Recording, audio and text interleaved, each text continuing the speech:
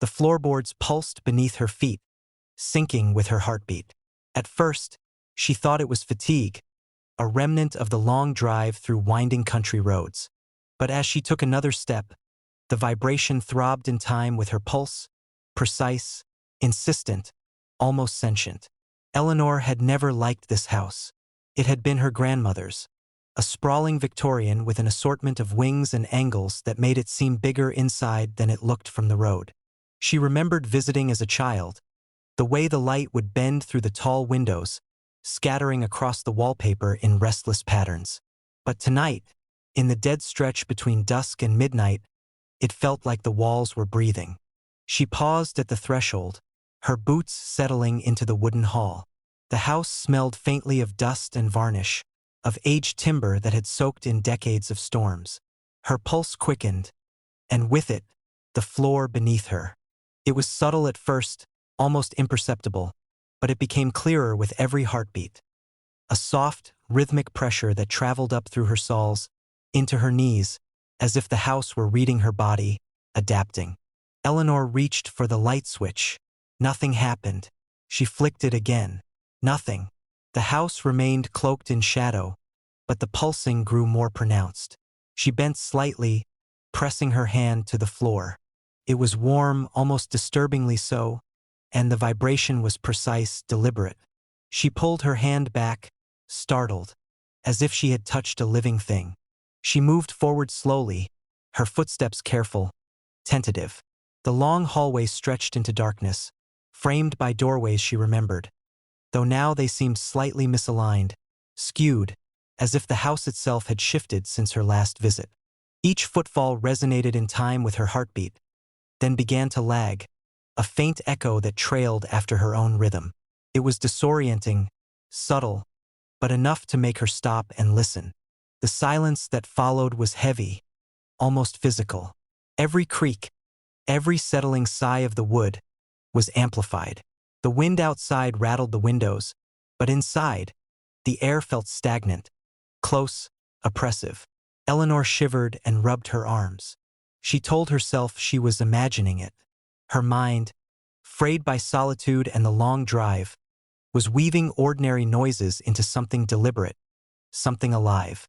And then the walls moved, not visibly, not like the house was breathing in the cinematic sense, but in the same subtle, almost biological way as the floor. A shift, a microscopic tilt that brushed against her peripheral senses, so slight she wasn't sure it existed. She froze. Her own pulse hammered in her ears, and for a moment, she could swear the walls were sinking, just as the floor had, just as her heart had. She tried to reason. Houses settle. Floors warp. Old wood is unpredictable. But the sensation was insistent, methodical. With each beat of her heart, she felt the structure adjust, pressing slightly in response, an almost imperceptible push against her legs, her spine, her chest. She was no longer walking across the house. She was walking within it, and it within her. Her flashlight, a faint cylinder of trembling yellow, barely pierced the gloom. The beam landed on the staircase at the far end of the hall. Eleanor noticed something odd. Though the house had always had the staircase, tonight its treads seemed swollen, as if they were thicker than memory allowed, the wood softened and pulsing. She took a step toward them. The vibration intensified. She stopped. Her pulse, fast and shallow, had doubled the rhythm of the floors. Or had the floor caught up to hers? She couldn't tell anymore. The quiet was deceptive. She could feel the house listening in the way one feels a gaze. Not with eyes but with pressure, subtle rearrangements in weight and form. She placed her hand against the wall. Felt normal at first, cool plaster. But as she pressed, the wall trembled beneath her palm. A living, faintly wet vibration that resonated through her arm. She yanked her hand back. Her pulse was still racing, but the floor had slowed. Or maybe she had slowed. She couldn't tell where her body ended and the house began. Eleanor turned and moved toward the sitting room. The air changed there, warmer, heavier, scented faintly with something organic. Not unpleasant but distinctly unnatural. The carpeted floor, newer than the hallboards, was firm. Yet as she stepped, The floor seemed to suck at her boots, subtle suction in rhythm with her pulse. She stopped, crouched to feel it more closely. Her fingers pressed into the carpet. It gave just slightly, a faint squelching sensation beneath her touch. A heartbeat behind a heartbeat. Time became unreliable. She counted in her head, but the floor, the walls, her pulse, they all warped the measure. Seconds elongated. A minute passed, or was it 10? She couldn't tell. The flashlight beam swung randomly as her hands shook. Every shadow seemed to move, not independently, but as if aware of her gaze. A chair shifted ever so slightly when she wasn't looking directly at it. The air vibrated, low frequency, like the hum of distant machinery or like something organic, something patient. She sank into the armchair. The floor hummed through the chair's legs, directly into her bones. She pressed her palms to her temples. A thought emerged, sharp, insistent. What if the house wasn't reacting? What if it had always been this way? Not merely alive, but aware, attentive, orchestrating every pulse and creak to maintain this subtle symphony with her own body? The realization made her shiver. The warmth in the walls, the pulse under her feet, the soft adjustments of every surface. These were not accidents. The house was tracking her, anticipating her movements, measuring her. It was learning her rhythm, and she had walked willingly into its domain unaware. She wanted to leave, but every attempt to rise was met with resistance. The floor pressed lightly against her feet, her spine, the back of her knees. Her pulse raced. The house mirrored it, responded, and intensified. Fear, tangible and tight, coiled in her chest. She realized with sudden clarity that the house wanted more than her presence. It wanted her compliance, her synchronization. It wanted her fully. The hallway light outside her field of vision flickered faintly, though she hadn't seen a switch. The staircase loomed, beckoning. She rose, every movement amplified. Every heartbeat echoed back in the subtle pressure of the floors and walls. Each step she took was mirrored, anticipated, pressed back upon her body in exact rhythm. She stopped halfway. A long, still moment passed. No creak, no vibration, just her breath, heavy, ragged. Then the floor pulsed beneath her feet again, and she realized it wasn't merely responding to her. It was initiating. Every pulse now preceded her heartbeat by a fraction, urging her, coaxing her forward. It was testing her, measuring her limits, guiding her into compliance. The staircase treads shifted subtly, forming a gentle incline toward the upper landing. The hallway walls leaned inward just slightly, and Eleanor felt the guiding pull, a gentle insistence beneath her soles and spine. She knew, finally, that she had been mistaken. The house had not been matching her. It had been leading, evolving, teaching her the rhythm. Her body had been adapting to it, not the other way around. She ascended. Each step was deliberate, slow, in concert with the pulsing pressure underfoot. Her heartbeat, no longer fully her own, became the house's instrument. She felt it in her chest, in her bones, in the very marrow of her limbs. The walls whispered pressure, subtle shifts, and the floor hummed.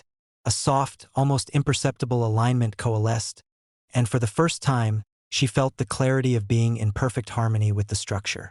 At the top, she paused. The landing stretched before her, doors arrayed in silent expectation. The pulse beneath her feet had slowed, deeper now, patient, and she understood. It had not been chaotic, not random. It had been deliberate, observing, molding, evolving with her presence. The house had waited. Eleanor took a slow, measured step forward, and the floor responded, not beneath her feet this time, but within her, in the pulse of her own body. She realized, with a shiver that ran from spine to scalp, that the rhythm had never been hers. It had always been the house's, and it had always been waiting for her to notice. From the cabin porch, Marin squinted at the heat-hazed landscape.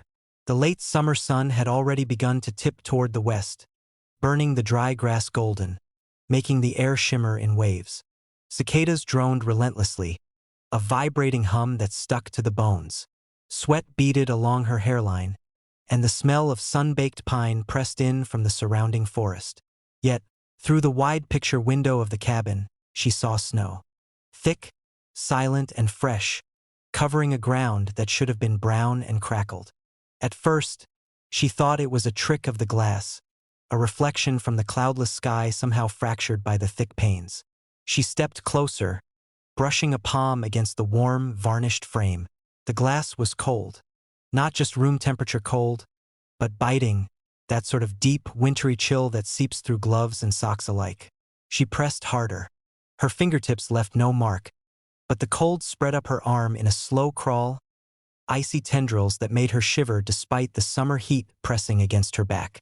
Marin leaned her forehead to the window, trying to see if it was merely a reflection, some overlay of memory. But the snow moved, a single flake, perhaps, drifting downward with impossible grace. Then another. She counted the flakes, 5, 6, 7, each falling in a rhythm so deliberate it made the cicadas' hum feel like a discordant background note. She blinked. The outside world had not changed. The sun still pressed down, relentless and golden. Yet in the glass, a winter existed, complete and serene. She turned away, heart thudding, trying to convince herself she was imagining it. A trick of light, seasonal delusions. But when she returned her gaze, the snow had shifted. Snow-dusted trees now crowded the frame, their branches bending under weight that didn't exist outside. The sky, visible only through the window, was a deep, overcast gray, far different from the blazing blue above the cabin's roofline. She could see footprints, too, tiny impressions crossing the snow toward the distant tree-line, vanishing as if the snow itself had swallowed them whole. Marin stepped back, pressed her palms to her cheeks, and felt the warmth of the cabin's late summer air pressing against her damp skin. Her breath came in shallow bursts. The window didn't respond to her movement. It wasn't a reflection. It was a view, another place entirely, occupying the same space as the glass in her wall. Over the next hour, she watched it change, imperceptibly at first. The snow fell heavier, softening the shapes she recognized outside. A light fog rolled in along the frozen ground, and somewhere in that world, she thought she heard wind, whispering through the skeletal branches. She leaned closer, craning to listen, and the cabin behind her seemed to quiet, the cicadas retreating to a distant hum. A chill ran down her spine. She touched the glass again, cold, solid, and yet, a sensation of pull, slight, almost magnetic, as though the other season recognized her presence and nudged at her hand. The snow swirled closer, forming little drifts that mirrored the warm, dry grass outside. A reflection in the corner of the glass, hers was stretched, elongated, like she was bending toward that other world. She recoiled, pressing her back against the cabin wall, heart hammering. The mismatch began to deepen. Autumn appeared in bursts within the snowy landscape. A gust of orange leaves in a swirl, then gone. A river of ice melted and froze in the same instant, shifting forms she couldn't quite name. She caught sight of movement among the trees. A figure walking slowly, pausing, watching. Not running, not hiding, just present. And when it turned, she thought the eyes were hers. Marin closed the curtains, but the pattern remained. Shadows stretched through the fabric, distorting her familiar room. She tried to block it, tried to work in the kitchen, to drink tea, to ignore the seasonal impossibility beyond the glass. But the window's pull was insistent. When she turned, it had changed again, and now the snow was melting into spring rain. Dripping in rivulets she could see through the clear ice, pooling as though gravity in that other place obeyed different rules. She could almost feel the dampness, the cool mist, pressing against the glass, tugging at her sleeve. By evening, the cabin had cooled. Summer warmth fled with the sun. Marin wrapped herself in a blanket, sitting on the floor near the window. The snow had turned to blossoms, pale pink and white, drifting along the ground like petals. The air in the room felt thicker, wetter, tinged with the scent of something growing. Her reflection merged with the other landscape. the snow and flowers forming around her outline, and she realized with a pulse of panic that it wasn't just a view anymore. The window was aware. It remembered seasons she had not seen, remembered years she had not lived. She moved her hands slowly across the glass, and the petals swirled around it, coalescing like liquid snow, warm and cold at once. It responded to her movement, anticipating it. When she lifted her finger, the frost and blossom mirrored her motion, leaning toward her as though studying her. She pulled back, heart racing. The cabin's walls creaked in response, or perhaps in anticipation. The forest outside seemed distant now, an echo. Night fell. The real stars pricked the sky overhead, hot air still clinging. But through the window, the sky was a different color entirely. Deep violet, streaked with aurora-like ribbons, snow flurries glowing faintly beneath the impossible twilight. Marin's breath fogged the glass. She pressed a cheek to it, and the window welcomed her, cold and damp, smelling faintly of pine and frost. Something whispered across the glass. A sound she couldn't place, like wind through chimes, like a voice made of leaves and ice. Her pulse quickened. She wanted to step back, wanted to run, but the pull was undeniable, gentle but insistent. The seasonal impossibility pressed against her chest, mirrored her curiosity, fed her fear. Marin's hand hovered over the handle of the window. She closed her eyes for a heartbeat, then opened them. The other world waited, patient and still. The snow had thickened, the blossoms drifted, and the figure in the distance had moved closer. She felt the air shift in the cabin, coolness chasing away the summer heat, a damp scent clinging to her skin as if the window were breathing through the wall. Her fingers touched the glass. A tingle ran through her arm, soft but electric. She pressed harder. The snow swirled faster, petals scattering like sparks. The figure had stopped directly opposite her, unseen behind the blossoms, eyes now unmistakably hers. And she felt it, not just watching but inviting. The decision came with the pull of inevitability. Summer, heat, cicadas, all faded as she leaned forward. The glass was cool, alive, patient. Her reflection shimmered, elongated, merging with the snow and blooms. She opened the window. The glass gave like water. Her hand passed through, and then her arm, and finally her shoulder. The smell of pine, frost, and wet earth pressed fully into her lungs. She stepped through. The other season embraced her, cold and warm, familiar and alien. The cabin behind her hummed, empty and waiting. The cicada's hum was gone, replaced by the soft whisper of snowflakes on blossoms, a world aligned not to her memory but to its own rhythm. And when the window settled, its glass shimmered faintly in the moonlight, perfectly still. Outside, the summer night continued. Inside, it held another place entirely, patient, aware, and always waiting.